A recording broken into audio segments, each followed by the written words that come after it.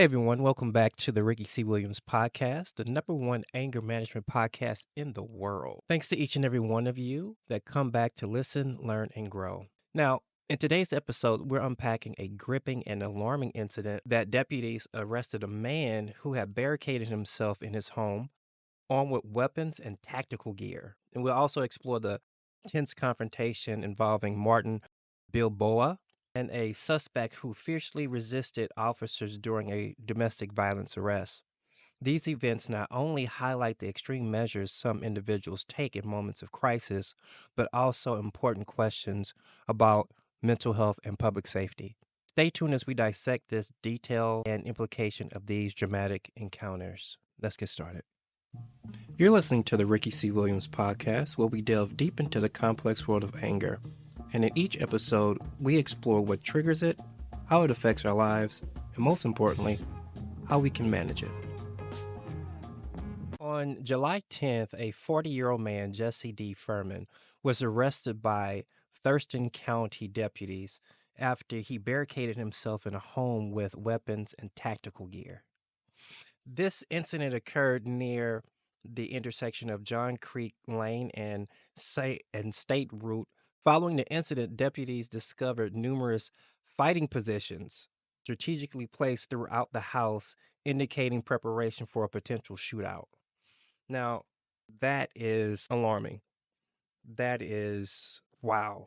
That you went to the store and purchased tactical gear. Now, I do know there are doomsday preppers, and I do know there are people who are preparing for a war, but this is amazing. So, Sheriff Sanders also shared a photo on Facebook showing body armor, knee pads, and a gas mask that Furman allegedly wore during the standoff. Furman was booked into the county jail on suspicion of violating a temporary restraining order and first-degree burglary domestic violence. Court records provide more details about Furman's first court appearance on the ongoing investigation. So on July 11th, Furman attended his preliminary hearing in Thurston County Superior Court. Judge Allison Zip set his bail for $25,000, citing probable cause for residential burglary, domestic violence, violating a protective order, and resisting arrest. Judge Zip expressed concerns about Furman's likelihood to return to court if released and the potential danger he might pose. As part of the bail condition, Judge Zip barred Furman from contacting a resident who had temporary restraining order against him. The investigation into the incident revealed more about Furman's actions leading up to the standoff. Deputies responded to the home around 2 p.m. after a resident reported that Furman was inside in violation of the protective order. The resident mentioned that Furman had become increasingly paranoid in the days leading up to the protection order, carrying a sidearm daily. Now, the fact that he is being paranoid and he's constantly carrying a weapon, was he carrying it to protect himself? Did he think that the person that put the order on him was trying to set him up? I think we need to go into the mindset of this person. And also, and be thankful that the victim did put a restraining order on him to protect him or herself. The resident also reported seeing Furman on security camera footage walking around the home 2 days prior in full tactical gear and carrying a rifle. Deputies attempted to contact Furman by phone, leaving several messages instructing him to leave the premises. Furman reportedly built a fort in a living room within hearing distance of the answering machine. After about 2 hours, he exited the home following the arrival of the SWAT team. Deputies recovered various tactical items from Furman, including a gas mask, police scanner radio, tactical vest with ballistic plates, and knee pad. So this guy had body armor, a gas mask just in case, used tear gas, a police scanner to listen to see when the police were coming. And we give police officers hell, and you just don't know what call they just came from before coming to see you. These are the things that why I say you have to give police officers grace. Let's always keep in mind what they go through on a daily basis, which I do believe that every police officer should at least once a week, once every 2 weeks, talk to a therapist about what's going on with them. But getting back, inside the home, deputies found in a complete disarray with broken and tipped over furniture, windows covered with curtains, cardboard, and sheets, beer bottles scattered around, chairs were stacked in front of doors, and wind chimes were zip tied over doors, seemingly as an early detection system. Deputies also found a compound bow and arrow in a bag at the top of some stairs and shotgun shells in the backyard. They discovered a safe containing firearms, which they removed from the house because it was locked with a fingerprint scanner.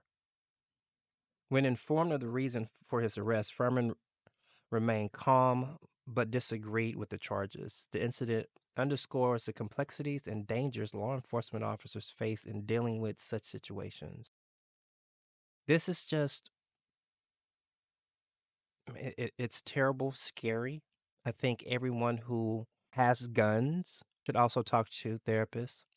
Those who want to purchase guns should go through a psych eval because it's necessary. Because that's dangerous to have all that. He was prepared for war. And he was also prepared to hurt a person if he's going back and forth to their home. That's a scary situation to know someone is walking around your home with a high powered rifle and tactical gear. We have to understand the mindset of that person and the fear that could be caused within that community to see that. I live in Texas where we can carry guns. So we're to seeing people with guns, but most of the time they're hidden. But if you do see someone walking around your home with a gas mask on and tactical gear, you have to protect yourself as well because they didn't come there for a conversation.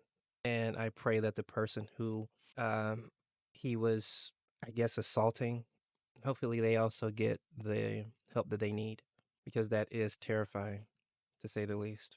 Moving to our next story. Now, this story is heartbreaking. It really is. And this happened in Georgia. And this happened on a Saturday evening. And a domestic dispute erupted into violence, culminating in a fierce altercation between the subject and law enforcement. According to a statement from the Valdosta Police Department, officers were dispatched around 8:45 p.m. to the 900 block of Brookhaven Drive after a 911 call reported a fight between two brothers inside of a home, resulting in property damage. Family members managed to lock one of the sons outside, and they identified him as the primary aggressor. However, the suspect forced his way back inside and assaulted a family member with a baseball bat. Upon arrival, officers found the suspect in the front yard and took him into custody. However, they attempted to place him in the police car. He resisted. He cursed out the officers, and he even kicked one in the face. Despite his resistance, the officers managed to secure him in a patrol car, transported him to the jail. The suspect is a 36-year-old named Hercules Felipe Faber, and he faces a slew of charges, including felony aggravated assault, family violence, felony home invasion in the first degree, felony terroristic threats, family violence, felony criminal damage to property, family, felony obstruction of a law enforcement officer by use of force, 2 felony counts of terroristic threats, and felony interference with government property. The family member who was struck in the head was treated at South Georgia Medical Center and subsequently released. The incident underscores the volatile nature of domestic abuse and the dangers that law enforcement face, as well as family members. Now, I have a brother, older brother. He and I have not spoken in years, and when we do speak, if for some reason it's just very disrespectful, and I would run away from my older brother than to put my hands on him, and I get furious. But I have to focus on the fact that I have children. I have to focus on the fact that I have a mother. And I also had a father that passed away, and we all grew up in the same house. But sometime you do want to look at your brother and say, you know what, I want to do something, but how does that help? Who does that help? For 7 years, I taught anger management, and there are so many people who had confrontations with a family member. And we have to realize sometimes these are deep rooted. And we have to get to the point of saying, how do we heal? Because if we don't, we'll be in a situation where one person could be dead, other person's in jail, a family divided, all because we could not resolve issues. And take it from me. Again, as I stated, my brother and I have not spoken in years. What happened for the split? Well, maybe because he's 11 years older than I am, and I connected with my fraternity brothers, and he connected with his friends, and he may look at them as brothers as I look at my fraternity brothers as brothers. Look at some of my church members as brothers. Sometimes blood brothers become strangers. We have to say, how do we get back to being brothers? And man, it's tough. This is a tough one. It doesn't matter what it is, we're able to talk about it. And I guess I'm saying this and I'm preaching to myself. But if you are having issues with your sibling, find a way to talk about it. Write a letter. So we have to find a way to get back to being a family. And also, some of our family members may have mental issues, just like in the first story that I talked about. Please check on your family. Don't laugh if they are having a mental breakdown. Let's get help for family members who are constantly arguing, because it can end up dividing a family, can end up with somebody dying. Let's just be better. So thank you for giving me your time. Whether, again, you're walking in your car at the gym, cooking, whatever you're doing. And thank you for joining me on this intense episode. The stories like these that remind us about the real and urgent need to love our family.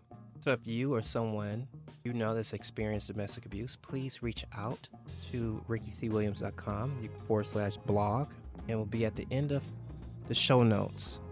This is where there's a link for a private phone call so you can get help. Until the next time, I'm Ricky Williams, urging you to stay informed, stay engaged. Now, GBG, go be great.